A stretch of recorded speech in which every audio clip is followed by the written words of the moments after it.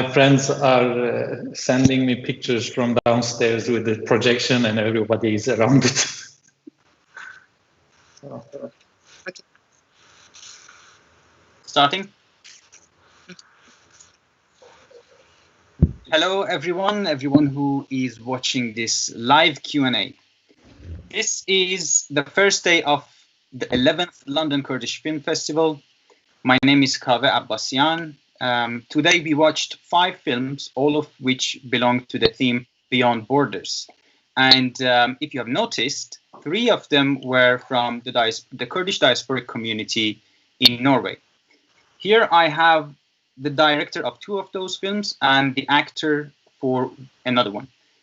I have Brwa Vahapour, the director for The Shepherd, which is a film about the Kurdish family trying to kind of make it work in a way in Norway. I have Savas Boyraz, who is the director of Birthday Parents, which is again about a Kurdish family in Norway and cultural differences and struggles in order to fit in a new society, new country, new world. And I have Kadir Talabani, who is the actor for the role Amal in the film My Brother Amal, which was directed by Christopher Wolleback. This film is again about a young Kurdish refugee who is struggling from a trauma in his past and trying to fit in this new society. I am going to ask a few questions. I'm going to allow the directors to introduce themselves and talk more about their films. I would also encourage anyone who's watching this film to ask their questions on the YouTube live so that we can ask those questions from the directors here. I'm going to start with Brwa, who is the director of The Shepherd. Hello, Brwa. Could you please start by introducing yourself, where you're from and where you're tuning in from today, and when did you make this film? Just generally anything that you want to introduce yourself and your film about. Yes, thank you, Kaveh. My name is Brwa Vahapour. I am from Kurdistan of Rojhelat. I am calling or tuning in from Norway, in Oslo. The film, The Shepherd, is my graduation film from the Norwegian Film School, which we made in 2018. Yeah, since then it has been traveling for some festivals around the world. Yeah, I am, this is my second short film, which I have been like publicly screening on festivals. Thank you, Savas. Sorry, Brwa. So, Savas Boyraz, director of Birthday Parents. Could you please introduce yourself again and your film and how many films you've made in the past? Generally, so give us some general picture and information about yourself and the film. Yeah, thanks. My name is Savas Boyraz. I was born and grew up in Istanbul.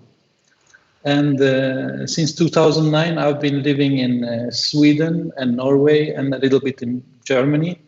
So in Europe in general. And my artistic practice started with Mesopotamia Film Collective in Istanbul, which is part of the Mesopotamia Culture Center. So I was with the Film Collective for a long time, like for 9 years, from 98 till 2006-07. And then after that, I moved on and I did photography and video works, but not directly in film practice, like cinematographic practice, but more in contemporary visual arts. And that is my general practice, actually. And this particular project, Birthday Parents, is a collaboration with some social researchers from Norway. And yeah, this is what it is. I've been doing several small-scale video projects, and I can't count them as films because some of them have more than one video parts. Some of them have photographic and cinematographic parts combined. So it's a little bit difficult to count them one by one, but the London Kurdish Film Festival screened 2 of my other films previously, I think 2 years ago. So this year is again another 2 is being screened. Yeah. Thank you. And Kadir, again, do you want to explain a little bit about yourself and your other films that you have worked and your work in this film as well? Well, I'm Kadir Talabani. I am originally from Kirkuk, but I moved to Norway when I was 12 years old. And basically, I did my bachelor and working in theater for some years before I did film. This was my debut as an actor in film at all. I had film experience before from school and different things, but this was my personal debut. And it was a pleasure to speak Kurdish in front of camera for the first time. This is a project, basically. Otherwise, I have done 2 other shorts and doing theater in between since then. So I kind of divide my time between theater and film for the most. Thank you so much. Brwa, I start with you again about The Shepherd. This is a film quite beautifully shot, and the acting looks really good, looks quite realistic. And it's about a family that is traveling in a car, and then they hit a deer in the middle. It's quite dark and looks cold, and at times even the environment looks quite unfriendly as well. And it's about the struggle of, in a way, the father as well as the family, and about the internal struggle of this family as well. Like the mother looks quite annoyed by the father. The children don't know what to think of their parents. And generally, I found it quite creative and interesting way of putting the way immigrant families try to fit in their new societies where they have taken refuge. Why did you decide to make a film about this specific topic? And for example, did you write the story yourself, or how did this story come to be? And also, why did you decide to make it in the specific way you made it as well? So, for example, it's quite dark in a way, and it's, of course, I know Norway is dark and cold sometimes, but if you want to explain more about your stylistic and artistic choices, as well as the concept and the content and what you wanted to say. Yeah, so this film is, like I mentioned earlier, a result of it's a school project, you can say, because it's a graduation film, and it's also a collaboration with my other classmates. So the story is it was my original idea, but it's written by someone else. So there's another person who has been writing the screenplay, and the idea is I don't know. It's not something that I personally have experienced. I have never hit a deer. I've been close many times, but never actually done it. So it's also something that you see in a lot of other films. It's a very cliche thing that happens in films, but not many films. A lot of the times when this happens, it's just a pit stop, and then the story is about something else. But we wanted to just milk everything out of this situation. Actually, the most, like, where I drew most from real life is in the family members. So the main character is inspired by the guy who plays the main character in the film.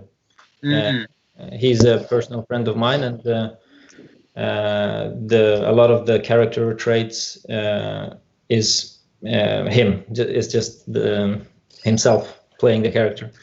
So also the family members, me personally, I would say that my entrance into this family dynamics is through the older sister in the film, because she is she's like the in-between person who always has to deal with the parents arguing, and she has to look after her little sister. She's kind of this mediator, and this is also my personal experience in my family, because I'm like that in my own family. So like I said, the idea is it's not the plot with what happens in the story is not a personal thing, but the characters are very much inspired by the personal experiences.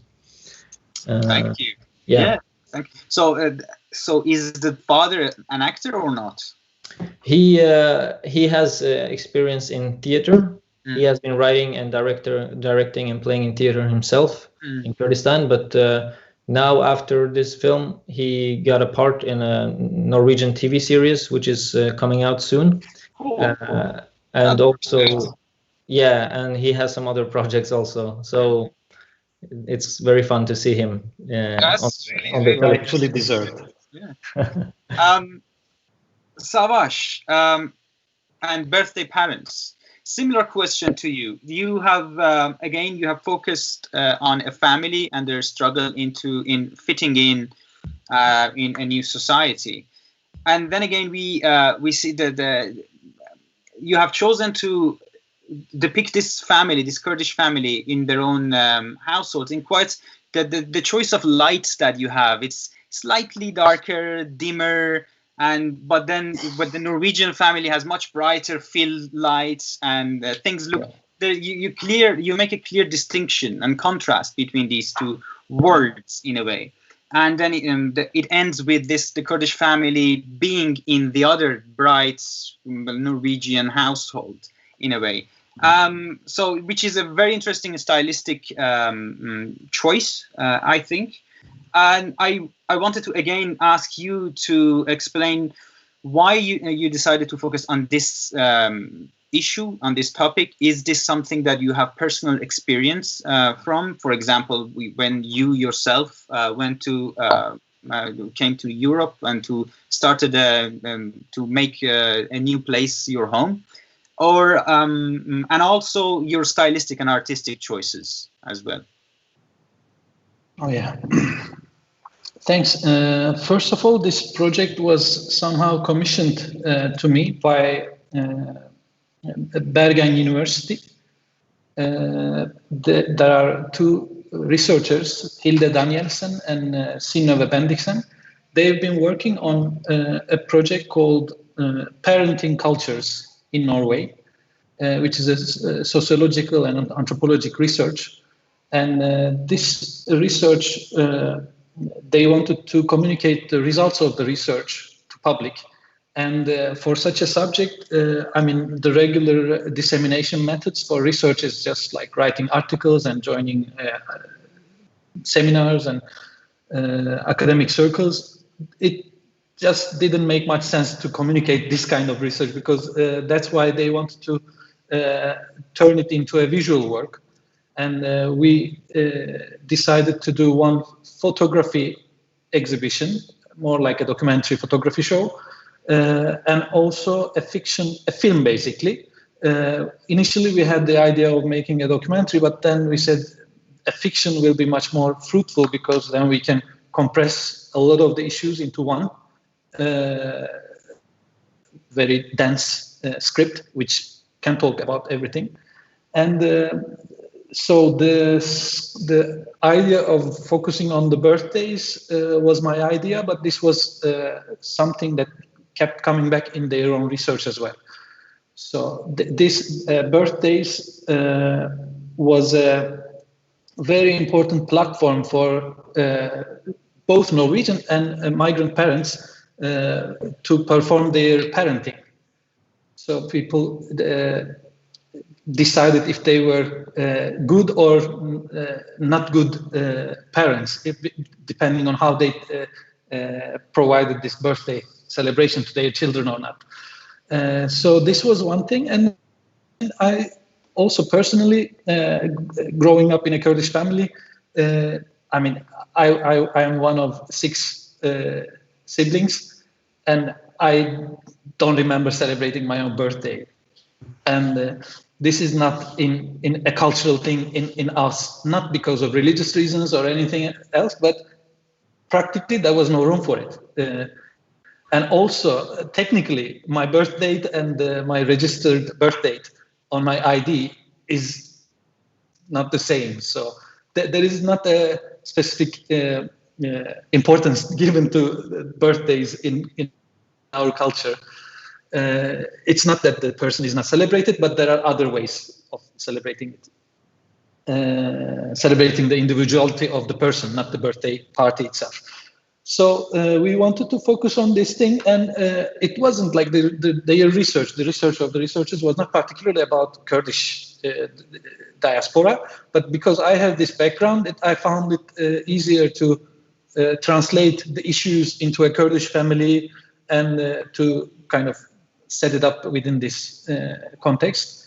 And that's why we have chosen this, and we wanted to look at these two kids, but we did not want to focus particularly on children as well, because this is a matter about parents, not about children. Children are taking their roles in the world of parents, and this is more about parenting. That's why the title is also Birthday Parents. Yeah, this is the story of how we did it. And also the stylistic matter is, that's very actually accurate, the description. We, when we went to, I mean, it's, of course, there is one part of it is the cultural background, how we growing up in, let's say, feudal societies, home is our private space. So we have our curtains closed. And like everything is more private. The home of a Middle Eastern person is it's closed. It's our cave, and things, whatever happen in there is secret, more or less. Like, doesn't have to be bad, but like it's sacred and secret. Whereas in the Western society, it's more transparent. It's brighter. People have less curtains. You can see through. And we also the claustrophobic nation of these migrant families. They are put in these very small council houses. So this is the reality. So we just wanted to follow up in that lead a little bit. And director of photography George Chipper, he was really good at handling these things. Yeah. Mm. Okay, thank you very much, Kadir. I'm going to ask you quite a similar question about your own role in depicting that character of Amal in the film My Brother Amal. Again, here we have a Kurdish migrant. It's, well, let's say a refugee, a child refugee, and in his teens probably, or perhaps even younger. And it's obviously he has a traumatic past. Maybe we can call it he's suffering from post-traumatic stress syndrome. And then there is a character of the older brother who apparently has lost his life because of this little brother, or at least it seems like that. It's in the mind of the little brother. And when I see you acting as Amal, I can see that you can depict that anger and that frustration and that suppressed kind of feelings quite well. It feels like something that you personally have experience of. Of course, as an actor, you are able to do that. But I also want to know that if that is something that you personally feel attached to, and how you helped try to use your own experience in order to depict this anger, this feeling, and this character. From the beginning, actually, me and Christopher was working very close because when he contacted me, he had a first draft of the script, and it was about basically his idea was to how to get leave the past and then look forward to live on. Don't like use the past to define you in present time. And it could be, I think if I was not on board, it could be another type of film. But from the start, I start to use my own kind of experience. And I told them that, yes, but in this kind of situations, especially with Kurdish, the Kurdish questions, is it's not like we can't leave the past, but it's like the past is so precious to us because we love the past, because we have lost so much. So many people have sacrificed themselves, so we are here today. So I don't want to make this character like kind of antagonistic who try to suppress this guy, like the past is coming and hunting, and then he have to fight his past. But it's more like many Kurds, I believe, it's like holding on to the past because the past is so dear to him. To them. And this can become a problem because even it's like their memories and honorable memories, still it will stop us from moving on. So I say to him, if we make this a true dilemma, like you have a past which is very dear to you, but still this past holds you back from moving on, then we have a film. And he liked the idea very much, and we start to kind of work from that phase to build on the character. And but I don't want to take any honor for the story because it's his story. He had like everything, but this was as actor, this was my suggestion, and he liked it, and then I just loved working with him. We just clicked, and yeah. Clearly a good suggestion as well, because I totally understand where you're coming from, well, what you're talking about. Thank you for your responses. This is very good to get a clear idea of how these past experiences and how the stylistic decisions have worked out in order to make these fantastic, really, really beautiful films. My next question is about the challenges of making a film in just generally making any film anywhere, but also challenges of making a film as a Kurdish, either first generation or second generation in Norway, in a new home. And for example, is being a Kurd, for example, where you are, it changes the dynamic and changes the challenges of making a film. So one challenge is making a film generally, when another challenge is making film as a migrant, and the third challenge is making film as a Kurdish migrant in Norway. Does that really change anything? And I'm going to again start with Brwa. Brwa, do you want to explain a little bit about this, your challenges? Yes. Well, there were a lot of challenges because I'm coming back to the school situation, because it's very challenging to make your own artistic vision in a school situation, because you have all these restraints, and also all your fellow crew members who wants to. Everyone has to, show their best side, and that's not. I feel that it's not the optimal way to make a film, so that's a challenge in itself. Also, just technically, because there are so many actors, and at the same time, because it's a family, and language. Was also a challenge, because everyone in the crew is speaking Norwegian. Some of the actors are speaking Norwegian, and then the main actor is not speaking Norwegian at all. So there were some translation situations we had to go through while making the film. Also very technical film, because there's a lot of driving. There's a deer which has to look realistic and alive, but not alive, but also injured. So how to do that was a challenge. And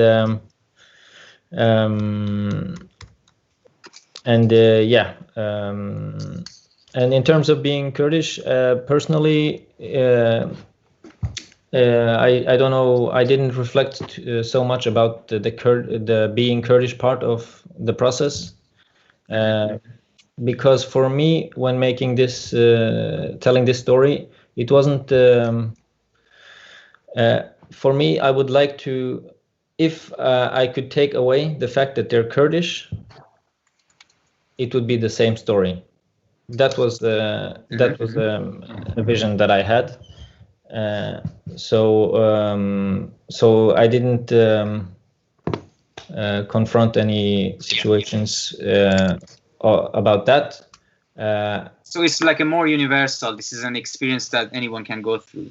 Yeah, I mean, it's of course there's the immigration aspect of it, but there are not only Kurds immigrating. There are also other. Definitely. people. So I guess No, since this was a school project, you didn't struggle with finding the funding for this, because yeah, we did. There was a struggle with that also. Of course, it's a long time, so I don't remember everything. All right. But we had, it was expensive to make it. Yeah, Savas wanted to mention something. Yeah, I wanted to ask something like when you said that this could be just any migrant family, not particularly Kurdish, but there is one thing like this title of the film, The Shepherd. I think that is the gate where you enter the work. So without that title, with another title, I think this film would be totally different. I wouldn't come to this because this guy is a shepherd, and in Kurdish context, shepherd is like very typical. And also, we can also read it from a theological perspective. All prophets have gone through a process of a shepherd. Like shepherd is all prophets have been shepherd at some point in their lives. So I think it's a really universal, but also has some let's say locality to the Kurdish experience as well.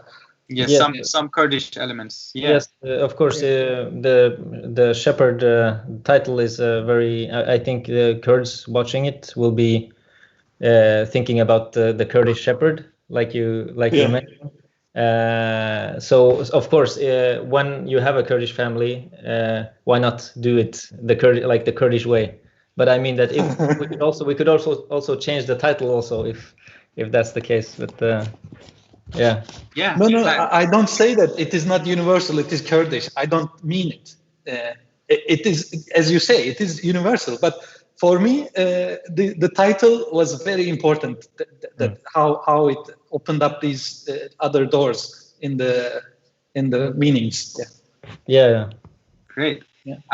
So similar question to you, Savas, about your own challenges in making this film in Norway. Yeah, I will be very brief. To me, it was fantastic. We didn't have major issues. For the first time, I worked with a big crew as a director. I mean, I also have production background, so I did line production, executive production. So I managed sets for other directors. So that wasn't anything, but to be in the center of this as a director, to kind of manage a set like that, it was a really good experience for me. Of course, we had problems, but I mean, it was all smooth sailing compared to what I've been doing in Kurdistan. So we had funding for this project. We had all the actors, and of course, people were working. The people in my films, in this film, are not professional actors. Some of them have theater background. The Norwegian family has some amateur theater background, but all others, they are just actually the main Kurdish father. The father is an actor. Aziz is our actor friend, but the child and the mother, it's their first experience, and also all the others. So we had this kind of issues to manage their schedule to our shooting schedule, because they had their work to do and school to go. But this was all fun as challenges compared to the works that I've been doing in Kurdistan. For example, the film that you're screening now, The State We Are In, that film had to change directions 4 times due to the conditions in Gever, in Hakkari. We had to film it candidly, like with hidden camera, more or less. Because we couldn't film in the city as we wanted, we just hid the camera inside this cart so that is the city Gever? Gever, yeah. Right. Okay. Yeah. Yeah, they talk about Cizre on the voiceover, but it is shot in Gever, in Yüksekova, Hakkari. But it also didn't matter because it's not only Gever or Cizre. It's like 7, 8 towns in southeast, in the northern Kurdistan was destroyed in the same way. So we didn't want to particularly emphasize that. Okay, yeah, this is Gever or not. So obviously that was a completely different experience in terms of challenges that you faced. Yes. So in that, why I bring it to this conversation is because, of course, we have challenges here, but the level of challenges we face here is really like different. I don't say that these challenges doesn't mean anything. We are just living in heaven or something, but it's really at different levels. So I think we should kind of keep it in perspective by comparing it to other experiences of our fellow filmmakers. Definitely, thank you. Kadir, again, a similar question to you in regarding challenges of making films generally and also acting in films. This can be challenges from the language challenges, funding challenges, generally getting people together, anything that you can share with us from your own experience. I believe the funding is the main challenge when it comes to films with minority stories.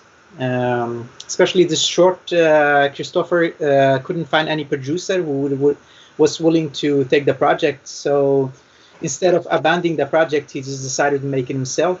And almost everybody who was on set was working on goodwill. And even we finished the film and won Santa Barbara International Film Festival. We still didn't get any funding from the Film Institute to send it to different festivals. So we had Oscar, a qualified film, which was not even getting basic funding to be sent to festivals. So it kind of went under the radar. And but I don't feel like I don't feel bad about it because personally I believe this is a common kind of situation in Europe generally about indie films and minority films have to really work hard to get the same funding like commercial projects is getting. I think the other things could be solved very easy. Like if you have the funding, the other things suddenly in some magical way will find its way to work out. But when it comes to minority stories, I believe that's the major issue or challenge to solve. How can you find funding and how can you get into the governmental system to make this type of films? Okay, thank you. So we are very short with time. I'm going to ask the final question and please answer as briefly as you can. So here's, I'm going to merge two questions, the two last questions. So tell us about your future projects and any other advice you have for young filmmakers or actors who are starting their career or they want to make films or they want to act in films. This can be your advice to Kurdish filmmakers or generally filmmakers from anywhere they are. So Brwa, start with your own future projects and your advice for young independent filmmakers. Yes, I just a short film which we shot last year in Kurdistan, in a village near the city of Duhok, which is called Silence, and we are sending it out to festivals now, and it's premiering in Odense International Film Festival, and yes. So that's going on, and also I'm writing a feature film based on that same idea. And also currently I am working as a director on a TV series, which is gonna air on national television in Norway in 1 year or something. So that's what I'm doing now. My advice for young filmmakers. It's just to start small. Like everyone says, go out and do stuff.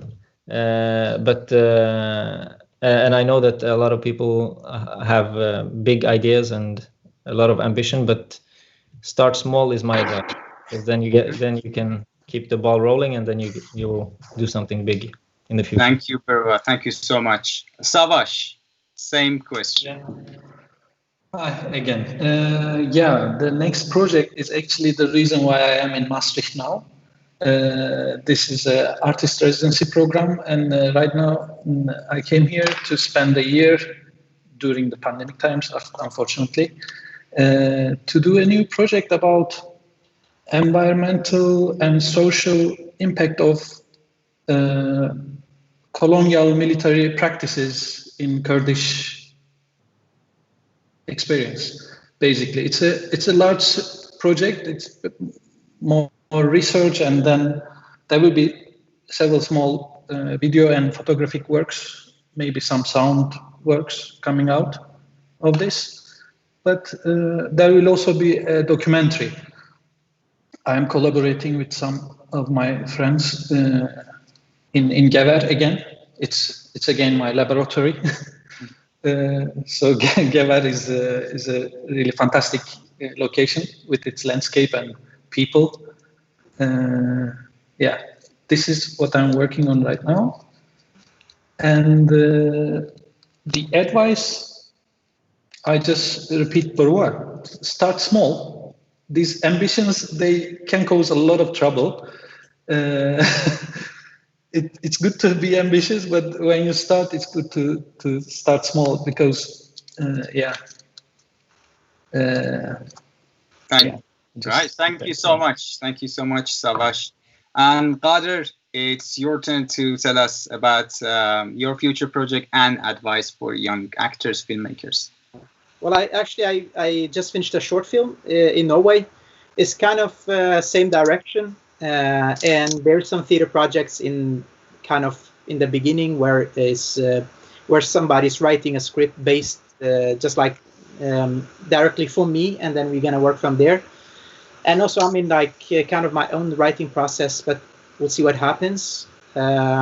And if I have any advice for actors out there, in generally people who's working with cinema, is I think a lot of people have this epic picture of film and cinema, and and for me it's more like the art is like how simple you can make it. Mm-hmm. And it's like tons of materials out there, like masterclass with Scorsese, this and that. Like a simple camera today, it can do compared to what had to be done like 20 years ago for making a film. It's like a lot of knowledge out there, a lot of possibilities. Just keep creating, keep having fun, and yeah, that's the best advice I can give. Thank you so much. Thank you, Kadir.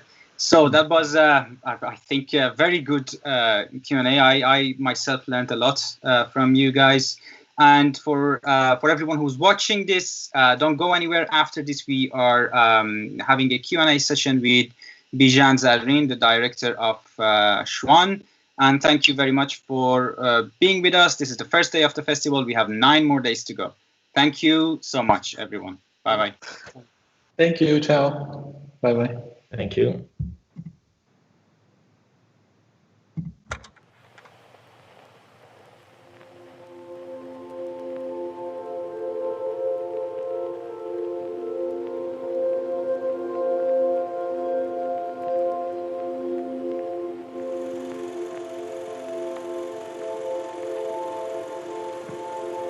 به کیف خوشی تماشا بکنیم.